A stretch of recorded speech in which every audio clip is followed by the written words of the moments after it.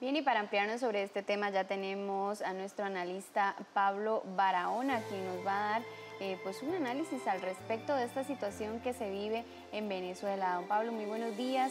Coméntenos qué les espera ahora a los venezolanos, ¿verdad?, con esta situación que están viviendo tras las elecciones. Muy buenos días. Muy buenos días. Decir que esto implica que la crisis en Venezuela se va a agudizar. Hoy amanecemos con una nueva declaración del Grupo de Lima, que es un grupo de países compuesto por México, Colombia y se suma Costa Rica, varios más, Santa Lucía, del Caribe, etcétera. Y están desconociendo las elecciones de ayer domingo en Venezuela y están concentrando su preocupación en la migración masiva, en la diáspora, que a partir de ahora se agudizará sin duda, porque recordemos que este es un anuncio que le pesa mucho al exilio venezolano, pero también a los que no habían decidido todavía salir, porque pensaban que estaban a las puertas de una salida democrática en Venezuela. Pero ciertamente después de estas elecciones, en donde Tibisay Lucema, desde el Consejo Nacional Electoral, como operadora jurídico-política del propio régimen, ha anunciado que Maduro ha ganado para otro nuevo periodo 2019-2025, probablemente incremente la emigración de venezolanos y países como Colombia van a aumentar la presión. No aguanta ningún país 5.000 venezolanos diarios ingresando por su frontera. Debemos sumar desde luego a esto que México está recibiendo también altos números y bueno, esto genera una presión seria de estos países que son importantes en la comunidad internacional. Don Pablo, hubo una gran abstención, se habla de que al menos un 40% de participación únicamente, y si se compara con las últimas elecciones en el 2013, que se habló de un 80% de participación, ¿qué representa esto a nivel electoral? ¿Qué es lo que está queriendo decir el pueblo venezolano? Bueno, desde luego un debilitamiento absoluto del régimen de Nicolás Maduro y todos sus antecedentes chavistas. Entendemos que esta es una insistencia, más allá de toda racionalidad democrática y republicana, por sostenerse como dé lugar en el poder para los costarricenses que no estamos acostumbrados a tantas piruetas de gobernantes autoritarios para no dejar el poder. Esto lo que implica es un acendramiento de la violencia política, probablemente una profundización de la crisis a nivel económico. La segunda parte de la declaración del Grupo de Lima recuerda las declaraciones anteriores que estaban centradas sobre todo en el estrangulamiento financiero y económico de Venezuela, es decir, en el aislamiento del sistema financiero internacional y la preocupación por el lavado de dinero de varios de los líderes que han sido sindicados, de los líderes del madurismo que han sido sindicados por lavado de dinero internacionalmente.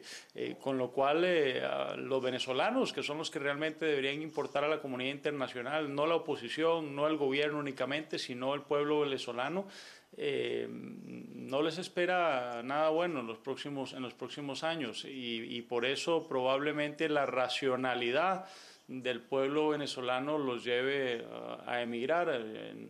Esta salida, esta oportunidad de salida que tenía Nicolás Maduro de manera honrosa, pues desde luego no fue aprovechada, y esto implica que la comunidad internacional va probablemente a empezar a subrayar con mucho mayor ahínco todos los ribetes de una crisis que ya implica un régimen autoritario, pero estas elecciones se hicieron sin ninguna garantía de las que los órganos técnicos a nivel internacional electoral reconocen como mínimos para poder reconocer un proceso electoral. No es que algunos países por razones ideológicas de izquierda o derecha están desconociendo un proceso electoral, sino que aquí estamos ante una barbaridad electoral que no permite a ninguna cancillería seria, pero tampoco a ningún demócrata republicano toral, quiero decir, convencido en las Américas, en el resto del mundo, reconocer, insisto, una pirueta democrática. Algunos han hablado de farsa electoral. y nadie en sus cabales podría reconocer una puesta en escena como esta, que el presidente Maduro copando no solo el Poder Judicial, sino también el electoral y sustituyendo el legislativo por medio de una viciada Asamblea Nacional Constituyente que ha jugado un rol fundamental en esta concentración de poder desmedida. Nosotros no podemos reconocer ni contestar eso, y ahora a esta declaración de Lima se suma Costa Rica. Yo quiero nada más terminar diciéndole esta pregunta. Recordemos que Costa Rica está a las puertas de presidir el Consejo Permanente de la OEA, lo que nos coloca a nosotros en un rol protagónico como Estado, porque ciertamente nos va a tocar liderar las sesiones de la OEA donde se debata sobre este tema y probablemente también sobre Nicaragua. Así que nuestra Cancillería va a ser muy demandada y muy exigida y va a tener que ser muy prudente en sus próximos pasos en relación a estas crisis y a otros temas. Don Pablo, bueno, precisamente quería abordar un poco más ese tema de la comunidad internacional. Ya este proceso son 6 años más para el presidente Maduro en el poder. Hoy 14 países, como usted lo decía, dicen que no reconocen, incluido nuestro país, pero se denunció por parte de la oposición, de Henry Falcón específicamente, hasta compra de votos en Venezuela. Ante tal panorama, ¿qué puede hacer la comunidad internacional o hasta dónde se puede llegar con esta situación que vive el pueblo venezolano, donde, como usted bien lo apuntaba, cada vez se ve más la gente prácticamente huyendo de ese país? Usted lo dice bien. Henry Falcón denuncia hasta compra de votos, pero recordemos que Henry Falcón había sido advertido por el resto de la oposición, oposición que está absolutamente desarmada y que tiene mucha corresponsabilidad también, no por haberse ausentado en estas elecciones fraudulentas, sino por su imposibilidad histórica de cohesionarse y ofrecerle un relato creíble no solo al resto de la comunidad nacional venezolana, sino de la comunidad internacional. Cuando uno le pregunta a presidente, si he tenido la oportunidad de hablarlo en su momento, y a secretarios generales de organizaciones internacionales, su preocupación fundamental es, bueno, ¿qué sigue después? Porque vemos a una oposición bastante inútil que no ha podido cuestionar a esa enorme mayoría que no ha participado en esta elección. Ahora, Henry Falcón sabía de eso, se le advirtió de eso, se le advirtió que no conectara este proceso, y él, de manera muy cándida o interesada en ese vacío de poder que estaba dejando la oposición, pensó que sí se podía. Bueno, aquí se le ha explicado, se le ha demostrado a Henry Falcón que no era posible ganarle al régimen de Nicolás Maduro. Y aparte de eso, para responder a su pregunta, sí quiero decirle, no es solo compra de votos. En ese país, pero también lo he notado como observador electoral en Colombia, en México y en otros países, es normal lo que para nosotros en Costa Rica está absolutamente prohibido, y por eso vemos que observadores internacionales vienen a Costa Rica a aprender, según el dicho de ellos mismos. Pero ciertamente que se vuelquen las instituciones del Estado a ayudar a la posición oficialista es totalmente normal. Ahora bien, vemos a los carros de gobierno, a los funcionarios de gobierno, a todos participando en la posición electoral o en la opción electoral del oficialismo.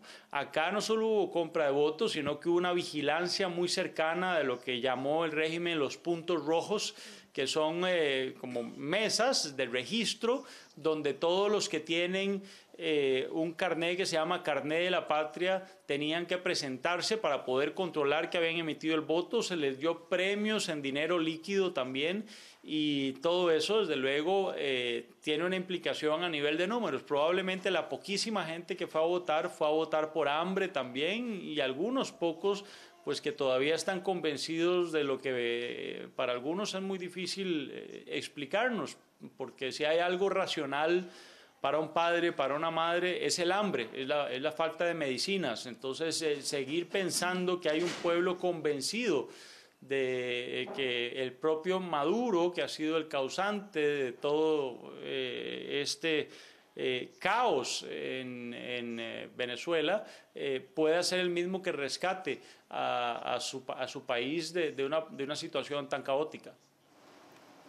Ahora, don Pablo, con respecto justamente a la crisis que usted dice que ya está pues inminente, ¿verdad? La crisis que vive este país, ¿qué nuevas situaciones podría generar estos resultados y la situación que se está viviendo? Bueno, como le decía antes, sin duda probablemente la emigración de venezolanos, para lo cual nuestro país también tiene que estar preparado, porque Costa Rica es un país históricamente de acogida, amistoso con las migraciones, pero sobre todo para países limítrofes como Colombia fundamentalmente, Brasil también, pero Brasil lo siente menos, puesto que es un país de dimensiones que puede absorber con mayor facilidad migraciones, sobre todo en el campo, pero también el resto de la región. Podemos esperar probablemente también una confrontación mucho mayor en la comunidad internacional. Podemos entender que va a también acentuarse, a profundizarse la violencia política en Venezuela. La Asamblea Nacional Constituyente seguirá rigiendo. Recordemos que las alcaldías también habían sido recientemente electas y en su inmensa mayoría habían sido ganadas por el chavismo. Y hay que decir también acá que probablemente la ofensiva de Estados Unidos va a ser mayor y va a ir creciendo, va a ir creciendo cada vez más. Esto es complicado porque si Estados Unidos tiene mucho protagonismo y no son otros países que, aunque pequeños, tienen más credibilidad en materia de democracia como Costa Rica y derechos humanos, también hay que decirlo.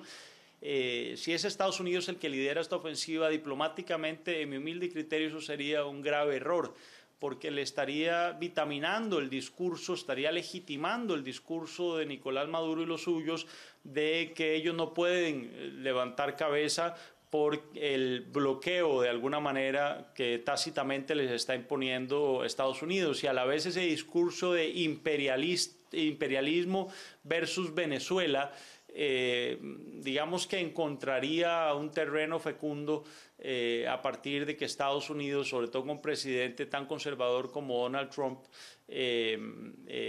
pueda, digamos, implantarse. Lo que quiero decir con esto es que no es buena idea que sea Estados Unidos el que lidere una ofensiva diplomática en contra del régimen de Nicolás Maduro, que debería hacerse a un lado, pero probablemente la comunidad internacional, no lo estoy proponiendo, pero estoy asumiendo que va a ser así, va a aislar a Venezuela financieramente, la va a aislar políticamente, y eso implica un estrangulamiento que le va a doler muchísimo al pueblo de Venezuela. El Banco Mundial estima que la hiperinflación puede llegar al 1.800.000% en cuestión de los próximos 2 años. Eso es insostenible en términos de derechos humanos. Esto no es otra cosa que una crisis de derechos humanos que se va a profundizar muchísimo más, y por tanto el éxodo de venezolanos racionalmente esperamos que va a ser mayor. Costa Rica, yo esperaría que juegue un papel protagónico de aquí en adelante, porque esta es una crisis de derechos humanos y de democracia. Ahora, tiene que ser muy prudente nuestra Cancillería, porque estamos a las puertas de ostentar la presidencia del Consejo Permanente, con lo cual tenemos que jugar un poco un papel de mediadores y no perder interlocución con ninguno de los digamos, de los sectores ideológicos implicados en esto, países progresistas, países conservadores. Acordémonos que Venezuela cuenta con el apoyo de países relevantes a nivel diplomático, Cuba, pero también Bolivia y otros. Pero entonces, don Pablo, ¿cuál sería la situación de Costa Rica, verdad? Usted habla en el campo internacional, también con respecto a los inmigrantes y demás, pero también menciona que debe ser muy prudente. ¿Cuál es el papel y cuál sería la relación entre ambos países que mediaría en este momento? Bueno, esa es una pregunta interesante. Yo pienso que Costa Rica tiene que cuidarse mucho. Desde luego, doña Epsi Campbell le va a tocar montarse al tren andando, no le va a tocar ser una canciller que se presente en foros protocolares, sino que le va a tocar entrar en materia, tomar decisiones, fijar posiciones, desde luego a estos niveles de conjunto con Carlos Alvarado. Probablemente va a tener que entrar en debate con cancilleres muy sagaces, como son los cancilleres Bruno Martínez de Cuba, que siempre adelanta y hace un trabajo importante por Venezuela. La Cancillería cubana es el coach no oficial de la Cancillería venezolana. Pocas cancillerías tan bien entrenadas en resistencia política como la Cancillería cubana, como usted comprenderá, y eso es una gran ventaja también para el canciller Arteaga de Venezuela. Ciertamente nuestro país me parece que debería no soltar el dedo sobre el renglón, pero además en materia de derechos humanos no puede achicopalarse, no puede echarse para atrás, no puede dejar de tener una sensibilidad que, insisto, no es en favor ni de la oposición, que en términos generales es una oposición bastante conservadora, tampoco de el gobierno de Nicolás Maduro en esta nueva versión o en anteriores, y tampoco creo yo que tiene que ponerse detrás de otras cancillerías. No creo yo que tenga que seguirle el pulso y seguirle el ritmo al Departamento de Estado norteamericano, tampoco a la Cancillería mexicana o a la Cancillería peruana. El Grupo de Lima, yo siempre lo dije mientras fui embajador, debió llamarse el Grupo de San José, debió haber sido el gobierno anterior el líder de ese proceso. Creo que la comunidad interamericana estaba esperando que Costa Rica asumiera ese liderato. Bueno, eso lo dejamos pasar y ahora vea usted lo que es el destino y la ironía. Tenemos que asumir ese liderazgo porque vamos a ser los presidentes del Consejo Permanente de la OEA, lo que implica que con otro personaje que en esto ha sido muy relevante y que probablemente va a elevar otra vez el tono porque lo veíamos más silenciado o menos protagónico, que es Luis Almagro, y Luis Almagro va a demandar en la OEA muchísimo mayor atención a esta crisis. Creo que las Naciones Unidas va a empezar a volcarse más, lo que le va a implicar un megáfono, digamos, a la crisis venezolana, porque Naciones Unidas desde luego tiene una relevancia universal y eso implica que cada paso en falso de Nicolás Maduro va a ser más señalado. Y bueno, recordemos que es un régimen rapaz, de corrupción, algunos hablan incluso de un narcoestado, y desde el punto de vista de derechos humanos aquí no solo veremos un incremento de la violencia política, sino también de la violencia física, es decir, de atentados contra la libertad de los venezolanos, y en ese tanto, al tratarse materia de derechos humanos, la Cancillería de Costa Rica no puede echar para atrás, sino solo para adelante, así que le tocará a doña Epsi Campbell no solo renovar nuestro estamento diplomático en Venezuela. El Grupo Lima está diciendo que revisará el nivel con el que sostendrán su representación, porque es el paso que sigue a no reconocer los resultados. Lo primero, no reconocer los resultados, entonces no pueden mantener nivel de embajadores. Pero ciertamente Costa Rica, en todo el gobierno de Guillermo Solís, tuvo, salvo el puro principio, no tuvo embajador. Creo que eso fue un grave error porque no tuvimos acceso a ciertos espacios diplomáticos que nos hubieran asegurado información de primera mano. Creo que Costa Rica tiene que ser muy cuidadosa y observar en el terreno lo que va a pasar de ahora en adelante para poder también asistir. Ojalá ese diálogo al que llamó el presidente Maduro, que estimo es un diálogo imposible, pero ojalá me equivoque y sea posible que algunos actores se sienten a hablar y de pronto también en que las calles vuelvan a asumir algún protagonismo que implique una salida no violenta a esta crisis en Venezuela, que obviamente no es la salida por la que yo abogo. Esta era una oportunidad, unas elecciones democráticas, pero tal vez no estas elecciones que no contaban con las garantías, desde luego. Así que Costa Rica, yo lo que creo es que tiene que ejercer un liderazgo progresivamente mayor. Debe ir creciendo en su voz, debe elevar el tono y bueno, eso es lo que está en manos ahora sí de los dos responsables de la política exterior de las posiciones de Costa Rica, que son Carlos Alvarado y Epsi Campbell, que no dudo que aquí pueden tener una gran oportunidad también para legitimarse ante su propio pueblo en materia de derechos humanos y democracia, que son temas que históricamente Costa Rica ha defendido y además promovido. Don Pablo, bueno, estos resultados, por supuesto que han generado reacciones en toda la comunidad internacional. Usted bien lo anotaba, Costa Rica no reconoce estos resultados. Países como China, que tienen grandes importantes inversiones en Venezuela, dice que se debe respetar la decisión del pueblo.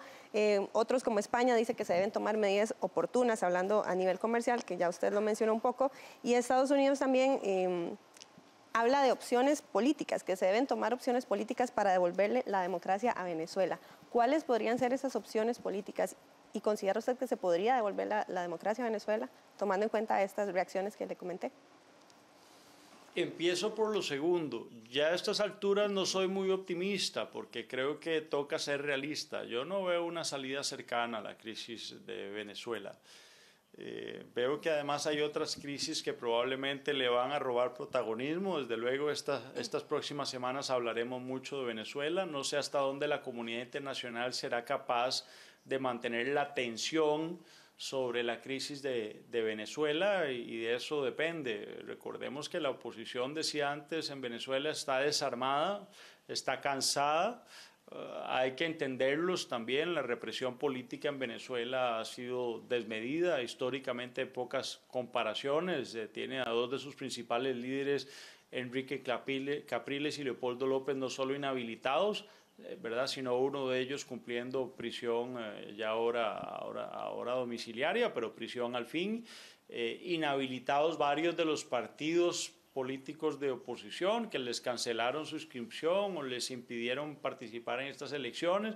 Entonces yo no veo una salida cercana, sobre todo por eso, porque no hay una oposición construida y bueno, la política en Venezuela históricamente es una política muy visceral, muy sensible, poco racional. Entonces, eso hace que a la oposición le cueste mucho ponerse de acuerdo, no solo dialogar, sino llegar a acuerdos y fijar una posición común frente al electorado y frente a la propia comunidad internacional. Eso para responder la última parte de su pregunta. Y la primera, yo tendría que decirle que en cuanto a medidas políticas, la primera y la que está muy madura ya a estas alturas, sobre todo a partir de las posiciones que ya tienen más de 2 años de haberse fijado en la Organización de Estados Americanos, donde por cierto Costa Rica fijó hace 2 años algunas posiciones relevantes, hay que decirlo, y que valdría la pena desempolvar un poco en la continuidad que a este gobierno le toca. Es lo cierto que la aplicación de la Carta Democrática a estas alturas se hace no solo evidente, sino obligatoria. Si la Carta Democrática Interamericana no se aplica en Venezuela en estas circunstancias de conculcación de todos los derechos políticos como derechos humanos que son, no encuentro yo una situación donde se cumplan todos los supuestos, prácticamente toda la receta de la Carta Democrática para que Venezuela sea suspendida. Y bueno, aunque Venezuela ha iniciado el proceso para salirse a la Organización de Estados Americanos, que es propio de una autarquía en proceso de acendramiento. Y bueno, decía ayer Nicolás Maduro, hemos ganado 22 elecciones en 19 años. Bueno, sí, pero las últimas no merecen ninguna credibilidad para la comunidad internacional, en cuenta para la propia OEA, que tiene sus mecanismos de seguimiento en el DECO, que es el Departamento de Observación y Cooperación Electoral. Yo quisiera decirle que bueno, la discusión sobre la Carta Democrática Interamericana y la aplicación de esas sanciones, y bueno, siempre es una medida política también el cerco financiero que aquí el Grupo de Lima está secundando. Digo está secundando porque por ahí empezó el gobierno norteamericano a cerrar el círculo y a presionar más duramente al régimen de Nicolás Maduro. Esto yo quiero dejarlo muy claro. Y como analista no suelo volar con matrícula. No es una cosa, no hay que hacerle una lectura a esta crisis desde la derecha o desde la izquierda.